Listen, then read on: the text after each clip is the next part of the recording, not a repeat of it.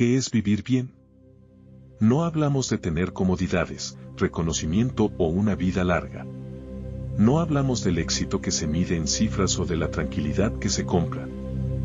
Hablamos de ese vivir que se sostiene desde adentro. Un vivir que no se traiciona a sí mismo. Un vivir que, cuando llega el silencio del final, no tiene miedo de mirarse. Esa pregunta, ¿qué es vivir bien?, recorrió toda la vida de Sócrates. No la respondió con un tratado. No la respondió con fórmulas. La vivió.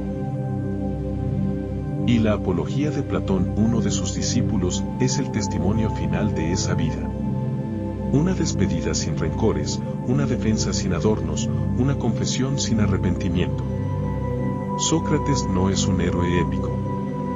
Es un hombre que habla, que pregunta, que incomoda, que se niega a participar del juego de las apariencias. Un hombre que se convirtió en peligroso porque no temía preguntar lo que otros no querían responder. Cuando lo acusaron, no por delitos concretos, sino por incomodidad existencial, Sócrates se defendió como vivió, con honestidad. No para convencer, sino para ser fiel a su conciencia. Decían que corrompía a los jóvenes, que no creía en los dioses de la ciudad, que introducía nuevas divinidades. Sócrates se defendió como vivió, con honestidad. Lo que realmente hacía era más profundo, los despertaba.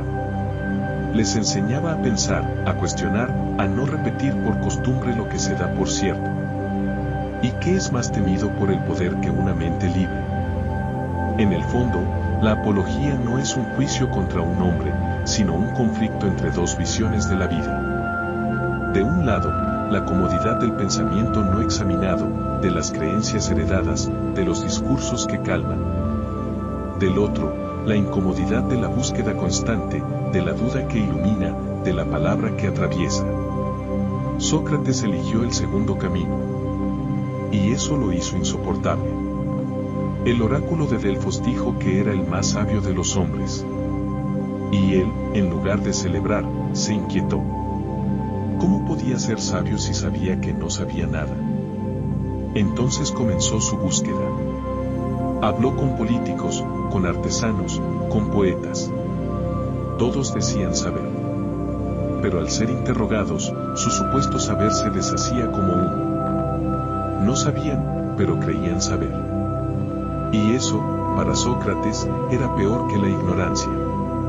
Él, al menos, sabía que no sabía. Y ahí estaba su sabiduría.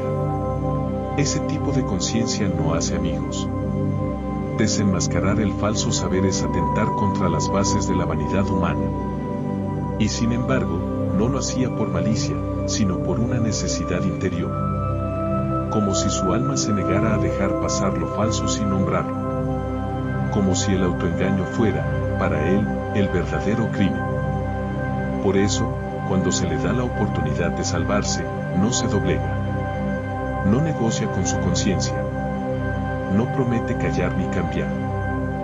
Dice, no puedo dejar de filosofar.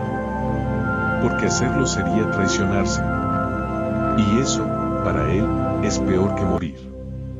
¿No hay algo profundamente admirable en esa fidelidad?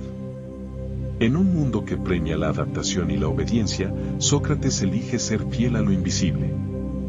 Y esa fidelidad, que no es orgullosa, sino radicalmente honesta, lo convierte en un símbolo. No de perfección, sino de coherencia. No de éxito, sino de dignidad. Dice que una vida sin examen no merece ser vivida. Y esa frase, tan famosa, sigue siendo un desafío. Porque vivir examinando es vivir despiertos. Es hacerse preguntas que incomodan. ¿Por qué hago lo que hago? ¿Estoy viviendo como quiero o como se espera de mí? ¿De qué tengo miedo cuando callo lo que pienso? ¿Qué partes de mí estoy sacrificando por pertenecer? No hay respuestas definitivas. Solo la práctica constante de mirarse sin mentiras. Y Sócrates no predicaba desde un pedestal. Vivía en la calle, hablaba con todos, no cobraba por enseñar. No busca discípulos, sino interlocutores. No quería que lo siguieran, sino que pensaran por sí mismos. Por eso, cuando llega la condena, no se sorprende. La acepta con serenidad. Habla de la muerte como un sueño sin sueños. En ambas posibilidades se encuentra paz. Porque no teme al final. Teme, en todo caso, no haber vivido fiel a sí mismo. Y ese es el centro de su mensaje, vivir de tal forma que, si mañana llega la muerte, no tengas que correr a pedir perdón a tu propia alma. En sus palabras finales no hay venganza. Solo un aviso, la muerte de Sócrates no será el final de la filosofía. Porque lo que él representa, la búsqueda, la duda, la fidelidad a la conciencia, no puede ser condenado por ningún tribunal. Es una llama que, aunque apague en una, se enciende en otros. Y así ha sido. Sócrates murió, pero su pregunta sigue viva, ¿cómo debemos vivir? Es una pregunta que no se responde con libros, ni con diplomas, ni con frases hechas. Se responde en cada decisión, en cada gesto, en cada vez que elegimos la verdad aunque duela, la libertad aunque cueste, el silencio aunque incomode. La apología no es un monumento. Es un espejo. Y al mirarlo, cada uno debe responder. ¿Estoy viviendo de forma coherente? ¿Estoy educando mi alma o simplemente sobreviviendo? ¿Qué voces internas estoy acallando por miedo al juicio externo? No hace falta ser filósofo para hacerse estas preguntas.